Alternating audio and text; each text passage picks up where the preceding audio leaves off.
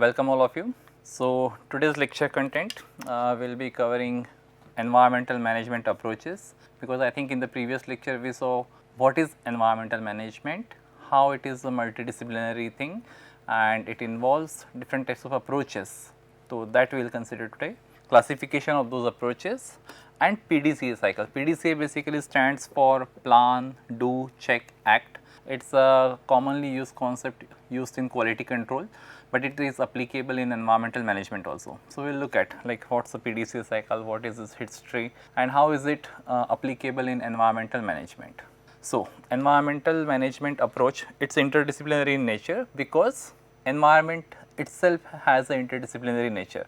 If you look at like what environmental studies cover, so there are different aspects, like it covers life sciences, physical sciences, engineering, then management in awareness based fields such as political science, economics, sociology and modeling tools like mathematics, computer science. So, based on like what is applied in environmental studies, whether it is a basic one or applied ones, whether it is a technology, whether it is management and awareness or whether it is modeling. So, it incorporates different disciplines, and that is why when environmental studies itself is a interdisciplinary, the management of environment is also going to follow an interdisciplinary approach. So, environmental management approach is basically systematic way of managing human activities that would have impact on the environment obviously. So, we manage those human activities so as to reduce those or minimize those negative impacts, at the same time promoting the sustainability. As I said earlier, in this course almost each and every effort towards planning, management, planning or managing or protecting environment, it is focused towards sustainability. Ultimate goal is to achieve sustainable development, for which environment is one of the very strong and basic pillars. So, it involves planning, implementing, monitoring and continuously improving the practices to ensure environmental protection and compliance with laws. So, if we have to manage something, the first stage involved is planning. Once we prepare a plan of how to manage something, next step is implementing that plan, and after you implement the plan, whether that plan is going smoothly as expected or not, for that we need to do the monitoring. And once we do monitoring or evaluation or collection of results, we see that if there is a need for improving certain things in the process, in the planning, in the implementation. So, that part is called as continuous improvement practices. So, when we account for all these 4-5 aspects, whether it may be in objective of environmental protection or for complying with laws of environment related to environment. So, that is holistically contributing to environmental management. So, there are different types of approaches for environmental management, but so far as classification is concerned, basically there are 3 types of approaches. One is spatial, physical or regional, like based on the region, location approach. Ecological approach, which concerns mainly with the biological component of the environment where ecology functions. And third is a very proper disciplined structured approach often used in the corporate sector, that is environmental management system. One of the example of EMS is actually ISO 14001. Okay. ISO 14001 is a type of environmental management system. So, when we look at each of this, we will see. So, spatial or physical approach, it focuses mainly on, as the name suggests, location, arrangement and relationships of the living organisms or human beings within that physical space with these components. And if we have to manage something using a spatial approach, it can be done at different levels of those locations. It can be done at local level. For example, this is a picture of a lake in Bangalore. You can see it is fully eutrophicated. Eutrophication means like excessive growth of algae or cyanobacteria in the water body because of excessive flow of nutrients. And nutrients like nitrogen, phosphorus, they do come from municipal sewage or household wastewater, and they contribute to excessive growth of this algae kind of things in the lake. And once these green structures start forming on the layer of lake, it reduces the dissolved oxygen and then it is bad for aquatic organisms, and then there are many issues. The water is not potable for drinking, and then there will be greenhouse gas emissions also because of this. So, that is eutrophication. and since it is a lake, it is a local level small region where we can say eutrophication is happening at the local level. Because of this eutrophication issue at a local level, suppose if this lake is connected to some canals or channels or streams of water which flows into it or from where the streams generate. Also the groundwater region around this lake. So, groundwater, streams, channels, all these things would form the part of watershed in that area, and at the regional level the impact would be quality loss of the watershed. And now, if the watershed area has a poor quality, if there is eutrophication at local level, at a national or a very bigger level or global level, there will be impact in terms of emissions or migration. Migration means migration of birds or some other species which may be coming to that lake in certain time of the year, but if lake is eutrophicated, then those birds or those fishes won't come in that area. Okay. So, those are different levels where you can see spatial approach is applicable, either local, regional, global. Another example given here is for like say urban planning or pest control, that is a local level thing, and because of that if we are impacting air pollution or if we are changing energy planning, that is regional, and climate change is something like global. And if you look at the governing bodies at different level, local administration operates at local level. These will be mainly municipalities or municipal corporations, panchayats, gram panchayats, or the pollution control bodies at the local level. Then regional level we have countries or states, like little bigger level than the local one. And at global level you have organizations like WHO, IPCC, United Nations, which are the governing bodies who would be concerned about global level impacts like climate change or migration or global warming. So, in spatial management approach or spatial approach, there are different tools which can be used, mainly the remote sensing and GIS based tools. So, if you look at our earth, it is shown as a digital earth because there are many devices including satellites and cameras and remote sensing like applications by which we can identify different zones in the different areas of earth, and a lot of data can be gathered from those devices. Once that geological data is obtained, it can be processed and analyzed to give different types of recommendations. So, that those are all comes under spatial analysis or spatial management approach, which can be useful for environmental monitoring, urban planning, development or disaster management and response, and all these are the applications of that GIS and remote sensing. So, it forms a very strong backbone tool for doing this spatial approach of environmental management. Second one was ecological approach. So, this focuses mainly on the ecological balance. The emphasis is on maintaining the ecological balance while utilizing the environment for human needs or societal needs. There are two types of ecological balance, because obviously whenever human beings do any activity, it is going to have impact on environment. Now, those approaches for ecology are preservative or conservative in nature.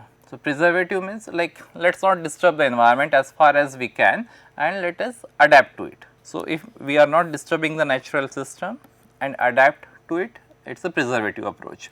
Like for example, if you can see in this picture, do not enter. So, it is a forest area, if you do not enter, it will not affect the biodiversity, it will not affect the trees and animal life in that forest area. Second is conservative. If we are using resources for our consumption, there should not be over exploitation, and while using those resources, we should try to conserve the natural resources. For example, here like if we cut a tree for making a house or for getting timber out of it, the moment you cut a tree, maybe let us plant 10 more trees or alternative solution to that. So, we try to maintain that ecological balance. So, this is like a conservative approach where the objective is avoiding over exploitation and doing conservation, and in preservative the objective is adapting to the existing environment without changing or disturbing its natural balance. So, both the approaches are like good, and a decision should be made on which approach to choose depending on the context.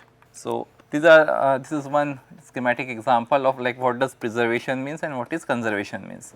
So, when we are restricting our human interference in the ecological system through vehicles or to humans, it is a preservation strategy. And for conservation, if we limit the use of resources or if we do plantation, that is a conservation strategy. So, one of the first world conservation strategies which was enrolled in 1980, the emphasis was on the ecological approach of environmental management. So, the three objectives of conservation in that meeting were maintenance of essential ecological processes, preservation of genetic diversity and sustainable utilization of natural resources. So, if as you see, all three objectives which were concerning the conservation of nature, they are for like more oriented towards maintaining the ecological balance. Either you maintain the ecological processes, it means let us create an ecosystem where nature can perform its services and functions without much disturbance. You preserve the genetic diversity which will help maintain the biodiversity in that particular habitat, and sustainable utilization of resources so that we do not end up over exploiting the resources. Third one is environmental management systems. First one was spatial, second ecological, third is EMS. So, it is a structured framework that helps organizations manage their environmental responsibilities in a systematic and sustainable way. So, because it is the name itself says system. So, system has different elements, different components, and it will be a more structured framework, and this is the most widely recognized kind of approach for environmental management even by ISO, and one of the ISO standard directly implies EMS, which is ISO 14001. And this ISO standard, it gives the guidelines for planning, implementing, monitoring and improving the environmental policies and actions. So, if you remember the definition of environmental management system or environmental management, it included these four things, right? Planning, implementing, monitoring and then continuous improvement of what? Of policies and actions related with environment. So, the objectives of EMS, for think from a perspective of a company or a business, they make a decision to have a EMS or they make a decision to go for ISO 14001 standard. So, what would be the objective? The first objective would be to reduce the pollution, their environmental impact and resource consumption. Resource consumption need not be reduced all the time, it can be even optimized. Okay. Then improve energy and resource efficiency. Then ensure compliance with environmental laws. So, if there are any laws, we need to comply with it. These EMS, one of the main objective is to improve the green image or the eco-friendly or environmental friendly image of the company, and it would help promote corporate sustainability. And last is enhance resilience to the risk, environmental risk or climate risk. So, all these objectives collectively, it promotes ultimately sustainable development with respect to that company whichever is planning to implement EMS. So, if you look at a basic EMS framework, this picture summarizes almost everything. So, let us look at the system boundary. Okay, this blue one is the system boundary for any organization. So, in the context of organization, we would have different types of issues, internal issues and external issues, and then there would be needs and expectations of stakeholders. Stakeholders means all the interested parties in the organization. They can be employees, investor, they can be the customers or clients or raw material supplier, technology supplier. So, all those are the interested parties who would be having some needs and expectations. So, now when we have these two things with respect to an organization which is going to implement EMS. So, the scope of the EMS, it includes planning, do, check, act, this PDCA cycle which we are going to talk about after a few slides. So, planning, support and operation, performance and evaluation in checking and improvement. I am not covering the entire thing here because PDCA cycle we are looking at it in detail in the next couple of slides. So, based on the data available, the issues, the needs, the expectation, under this framework of PDCA cycle, the leadership of the organization sets up the scope of EMS, and that EMS has to deliver the intended outcomes. What would be the outcomes? The objectives. The previous slide where we saw the objective would be reduce pollution, increase efficiency, ensure compliance, promote green image, enhance resilience. Something like this would be the intended outcomes of the EMS framework. So, plan, it involves planning, identifying environmental aspects and establishing goals.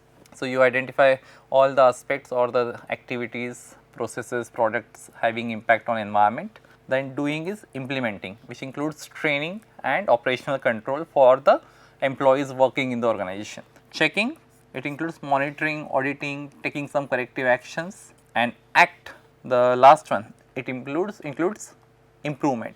So, it is reviewing, include progress review and action to make the necessary or the required changes. So, that is the basic EMS framework. So, we covered 3 types of environmental management approach: spatial approach, ecological approach and EMS approach. So, since EMS approach is based on PDCA, Plan, Do, Check, Act, what exactly is PDCA? It did not come directly into the environmental domain sector. Earlier it was initially used for control and for reducing the defects in business or the defective products. So, it is a iterative design and management method used in businesses mainly for the quality control or improve and continuous improvement of processes and products. So, that is you can see Plan, Do, Check, Act, and it keeps on, it is iterative. So, it keeps on repeating. It can be applicable in the overall context of organization or it can be applied in each and every section of the organization. So, if you look at the history, the first this quality control cycle was given by Shewart at Bell Telephone Laboratories in 1920s. So, there he gave like 2 types of processes, one is straight line process and one is cyclical concepts, but the steps were same: specification, production and inspection. So, you specify the technical specification how that product is going to made, then actually do the production and then do the inspection whether the product is made as per the desired quality or not. So, in straight line what will happen, the one which are of not desired quality will be failed, only those who are passing the inspection will be sold to market. But in cyclical, after inspection there may be some changes in specification or there may be some changes in production line. So, cyclical is little more oriented towards circular economy, which we talk about today nowadays. So, this Shewart cycle was further modified by Deming. He is also known as father of modern quality control. So, he modified Shewart cycle in around 1940s and tried to apply it in the management practices in Japan. So, I think Toyota was among the first companies to apply these PDCA based methodologies. So, what Deming found was in the Shewart cycle, like inspection, or if we call it as PDCA, Plan, Do, Check, Act. So, the check focus was mainly about implementing a change. Like if you think if the organization decides to make some change in the process or the specification, so that change, whether it results in success or failure, that was the main focus of the check step. But Deming found that the check step should be more evolved. The focus should be on improvement effort and predicting the results beforehand. If we suggest some improvement, what would be the results possible? Prediction of that results should be involved in the check, and that is appearing more like a study. So, there is an alternative to PDCA, sometimes often called as Plan, Do, Study, Act, but most common term or more common term is Plan, Do, Check, Act, and the difference which Deming found in check and wish to include under the term study is incorporated in the updated PDCA cycles. So, nowadays the PDCA cycle which we use here, the check and act, both of these terms or stages try to include this improvement effort and continuous loop thing into their thinking. So, it is now a system for developing critical thinking also. So, if an organization wish to train their employees about something, this PDCA cycle is being employed. So, there are different fields including quality control, planning and management, training of employees, then environmental protection and management. So, where PDCA can be used. For example, by Toyota, they use this in management for mainly for employees and for training them to get to build their to enhance their efficiencies. And their motto was building people before building cars.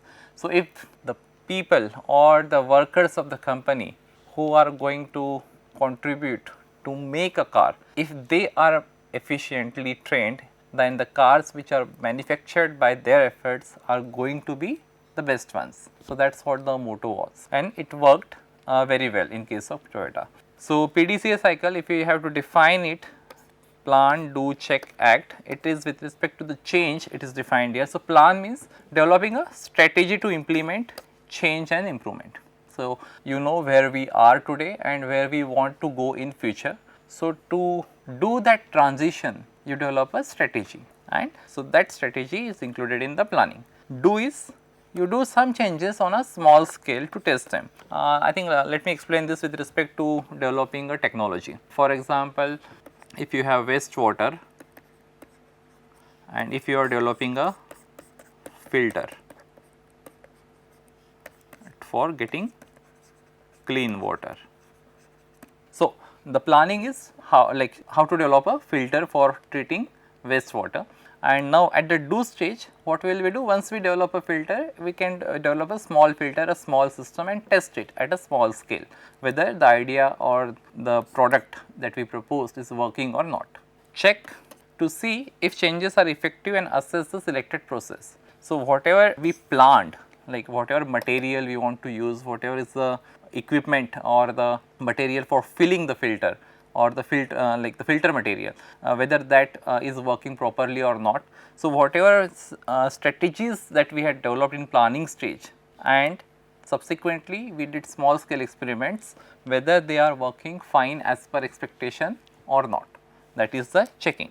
And once we see that, you act whether to standardize those changes or you take some decisions to suggest change in the strategy or change in the way you did the experiment at the small scale. Because once you pass on this, then only it makes sense to go for a bigger pilot scale or commercial scale.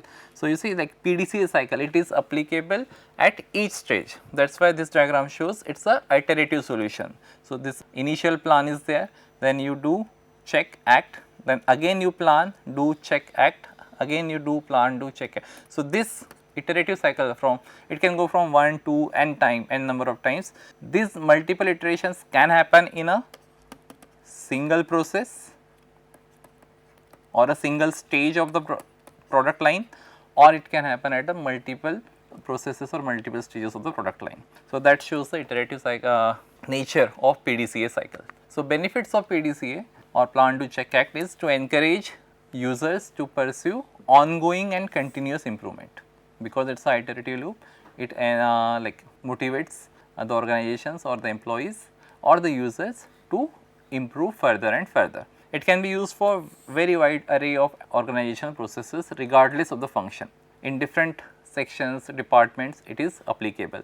It is applicable to products, processes, services, it can be used. It is applicable for training, manpower, as well as optimization of resources and management of environment. The concept and the steps are easy to understand, and very basic tools are required for actually implementing this.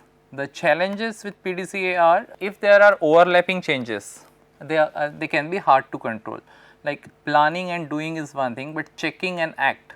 So, while in do and check or check and act, there can be multiple overlapping things, and then to easily bifurcate them or keep them under one of the categories would be difficult, would be challenging. Okay. So, those are the challenges, and that is why it requires appropriate training, and it should be done under the guidance of an expert who knows or who understands PDCA and PDCA. The third challenge or the limitation is, if we start with a poor data, the whole process would be affected. So, the baseline studies or the baseline scenarios or the past data that we have should be reliable and accurate. So, these so far we studied 3 approaches of environmental management: spatial, ecological, EMS. Then we saw like definition of EMS, it is based on PDCA. So, how PDCA cycle was evolved from Shewhart cycle, from Deming cycle. We looked at the benefits and challenges of PDCA. Now, other than these 3 types of approaches of environmental management, there are some common approaches depending on the context or depending on who is employing them, which you may encounter in real world. So, these are the approaches and descriptions. One is ad hoc approach. It can be applied by anyone for specific environmental problems or situations. For example, let us say there is an oil spill or a forest fire. So, for a forest fire, like forest department can use this ad hoc approach. They can go to the site and make some recommendations, try to list on causes like what might have caused it, and then and there they could propose some solutions or management strategies, like what could be done to avoid or minimize the impact of future forest fire.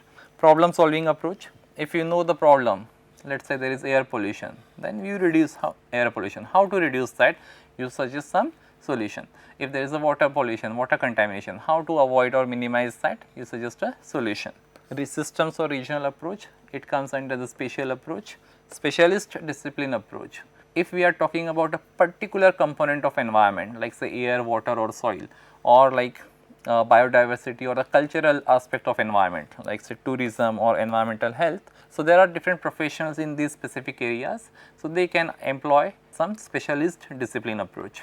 Then there is a voluntary sector approach often employed by NGOs based on study surveys, field visits and interaction with people. Then there is commercial approach. This is typically undertaken by the organizations like mainly private sectors and businesses. Human ecology approach, it is somewhat related to the second type of approach that we studied, that is ecological balance. So, it studies the relationship between humans, society and nature. For example, impacts of environmental changes on mental states. So, this human angle is additional where social welfare or economic welfare or human welfare is also given importance along with ecological balance in human ecology approach. Political economy approach, it will be used to address the political and economic factors for the environment. For example, setting up sanctuaries, setting up like entry fees or green tax for ecologically sensitive zones. So, all those things can come under this kind of approaches. So, with that said, like there are different types of approaches for environmental management. What is going to be the best approach? Like if we are talking about corporate sector or industries, which are one of the biggest contributors to climate change or environmental emissions, the best approach would be an integrated approach, which tries to cover all the components of environment without missing out any component. So, what will happen with that integrated approach? Almost all the possible environmental impacts within the system boundary would be covered, and it will give us a holistic problem with a holistic real solution. So, with that, let us summarize. So, today we talked about environment management approach and classified into 3 types. Third one was EMS, environmental management system, which is also defined by ISO 14001. It is also EMS standard and based on PDCA cycle. So, we looked at the history of PDCA cycle, how it originated from Shewhart cycle and then how Deming further modified it to PDCA and then PDCA, and the other common approaches of environmental management based on like who is doing it and in what context. But to summarize, the overall the best approach for environmental management is the integrated approach, which addresses all the components of environment. Okay. So, with this I will stop here. Thank you.